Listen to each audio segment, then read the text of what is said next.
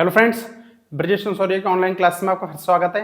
हम डिस्कस कर रहे हैं बहुत ही इंपॉर्टेंट टॉपिक जिसका नाम है तुक्का कैसे लगाया जाता है एमसीक्यू के लिए शॉर्ट ट्रैक। मतलब जिन सवालों के जवाब आपको एग्जाम में नहीं आते हैं उनमें आपको गैस वर्क कैसे करना है, ठीक है।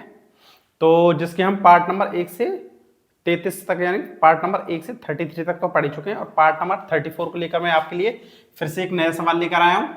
RAS प्री 2023 आरपीएससी में आरपीएस राजस्थान लोक सेवा आयोग में पूछा हुआ एक सवाल है, साइंस का सवाल है।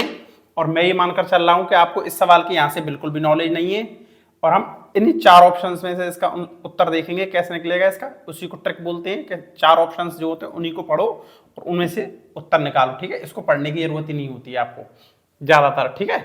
इससे आपको कोई लेना देना नहीं होता है, ठीक है। तो और जिसने भी हमारे पार्ट नंबर 1 से 33 तक नहीं देखा तो चैनल विजिट करके देखें क्योंकि मैंने बहुत अच्छे ट्रिक बताई हैं, वरना वे आपके हाथों से निकल जाएंगे, ठीक है। तो चलिए डिस्कस करते हैं इसके बारे में। क्वेश्चन, एनटीयू यानी कि एनटीयू मापने की इकाई है, मतलब एनटीयू से क्या मापा जाता है, ठीक है। कुछ पहला ऑप्शन है इसका पानी का दाब, दूसरा ऑप्शन है जल का तापमान, तीसरा ऑप्शन है जल की अम्लता, चौथा ऑप्शन जल की आर्द्रता यानी टर्बिडिटी। RAS प्री 2023 में पूछा हुआ है राजस्थान लोक सेवा आयोग ने, ठीक है। तो हम देखिए इसकी बताता हूं मैं आपको कैसे निकलेगा। ये क्या लिख रहा है इसको देखो, NTU। इसको एक बार इसको थोड़ा सा एनालिसिस करो इसको भाई। NTU इसकी कोई फुल फॉर्म बन रही होगी, ठीक है।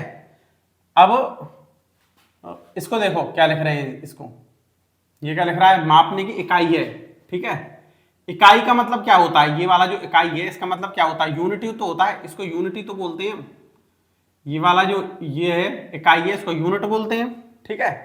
तो इससे तो हमारा कोई लेना देना ही नहीं है। अब देखो एन की आपको पता नहीं है क्योंकि ये कठिन पूछा है, तो एन को मान लो पता नहीं है। अब टी जो है इसका जो टी है इसको पकड़ो, कैसे निकालेंगे देखो।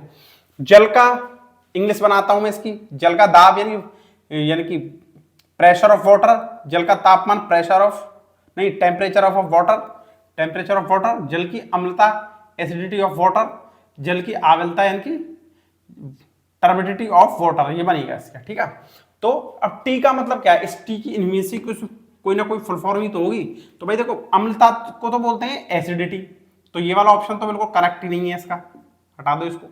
प्रेशर है, इसको प्रेशर बोलते हैं दाब को, तो ये वाला ऑप्शन गलत है बिल्कुल, ठीक है। दो ऑप्शन रह गए आपके, जल का तापमान टेम्परेचर और एक होता है जल की आर्द्रता यानी टर्बिडिटी। इन दोनों की टी से ही हो रही है, इन दोनों की शुरुआत टी से हो रही है क्योंकि टेम्परेचर को टी बोलते हैं और टर्बिडिटी मतलब टेम्परेचर की शुरुआत में टी लग रहा है और टर्बिडिटी में टी लिख रहा है। तो इसका मतलब कोई ना कोई किसी का या तो टेम्परेचर है टर्बिडिटी है। अब मैं एग्जामिनर की आपको एक साइकोलॉजी समझाता हूं। देखो कि मान लो आप हिंदी माध्यम के एक बच्चे हैं, इंग्लिश मीडियम के नहीं हिंदी माध्यम के एक बच्चे हैं, और आपने किसी किताब में पढ़ा था कि टर्बिडिटी होती है, इसकी शायद फुल फॉर्म में भूल गया हूं अभी, नेफ्रोलॉक्सिन होता है क्या होता है याद नहीं आ रहा है मुझे, टर्बिडिटी यूनिट होता है। एन का देख लेना आप, नेट को चेक करें, नेफ्रोक्सिन बोलते हैं क्या बोलते हैं याद नहीं है पक्का, टर्बिडिटी यूनिट बोलते हैं इसको, ठीक है। तो आपने जैसे पढ़ाया कि वाटर की टर्बिडिटी मापते हैं एनटीयू से, ठीक है। तो इसको हम इंग्लिश में ही पढ़ते हैं ज्यादातर, हम समझ रहे हो। साइंस में जब भी कोई सवाल पढ़ते हैं तो हमें इतनी क्लिष्ट भाषा जो होती है आर्द्रता, इसको हम ज्यादातर टर्बिडिटी ही याद रखते हैं। आपने पढ़ा होगा भाई, देखो गति बोल रहे हैं, मोशन बोलते हैं, ऐसे साइंस में जो कठिन कठिन हिंदी वाले शब्द होते हैं मेरे को इंग्लिश में याद रखते हैं, चाहे हिंदी मीडियम के बच्चे हो चाहे इंग्लिश को रखते हैं, इंग्लिश में याद है। तो इसका पर्पज यही है इस एग्जामिनर की साइकोलॉजी कि भाई जल की टर्बिडिटी आपको याद है तो आप कर दो। अगर हिंदी माध्यम वाले को तो पता ही नहीं है आर्द्रता किसको बोलते हैं, उसको पता ही नहीं है आर्द्रता को इंग्लिश में टर्बिडिटी बोलते हैं, तो उसका पर्पज ये है कि वाटर मतलब टर्बिडिटी लिखने का मतलब ये बताया है कि हिंदी माध्यम वाले को आर्द्रता का अर्थ ही नहीं पता कि क्या बोलते हैं, इसलिए इसने टर्बिडिटी लिखा है, ये कोष्टक जो लगा दिया है ना। और मैंने आपको क्या बताया था एक बार मैंने पहले ही बताया है एक दो बार कि जब भी एग्जामिनर किसी ऑप्शन में किसी हिंदी वाले शब्द की इंग्लिश में रिपीटेशन कर रहा है, वो समझ रहे हो ना बात, मतलब रिपीटेशन कर रहा है, उसका हिंदी अर्थ बता रहा है, क्या जरूरत पड़ रही है भाई, यूं लिख देता जल की आर्द्रता क्यों लिखा है टर्बिडिटी, मतलब उसका बताने का पर्पज ये यदि बच्चे को पता भी हो टर्बिडिटी वाटर की टर्बिडिटी से मतलब एनटीयू से वाटर की टर्बिडिटी को मापते हैं, तो आर्द्रता उसको पता ही नहीं होगा हिंदी माध्यम वाले को, तो उसी को लिखा है, इसी पर्पज से टर्बिडिटी को लिखा है इसने। तो टेम्परेचर वाला इसका गलत है इसका, ठीक है। तो मैंने फिर बताया था आपको, एक बार बता दूं कि जिसके पीछे कोष्टक लगा हुआ होता है वो वाला ज्यादातर आंसर होता है। तो ये वाला ऑप्शन तो इसका गलत हो गया, ये वाला ऑप्शन आपका बिल्कुल सही है क्योंकि इसके पीछे कोष्ठक लगा हुआ है, ठीक है। ये वाला ऑप्शन आपका बिल्कुल राइट है। आई होप आपको समझ में आ गया होगा, और यदि समझ में नहीं आया तो कमेंट में लिख के पूछ लेना। तो NTU से हम वाटर की टर्बिडिटी को मापते हैं, ठीक है।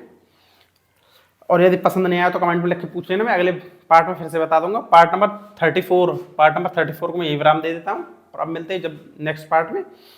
तो अगर आपको चैनल पसंद आ रहा है, ये ट्रिक्स पसंद आ रही है, तो लाइक शेयर कर देना दूसरों के पास, ठीक है। अब मिलते हैं नए पार्ट में, तब तक के लिए धन्यवाद।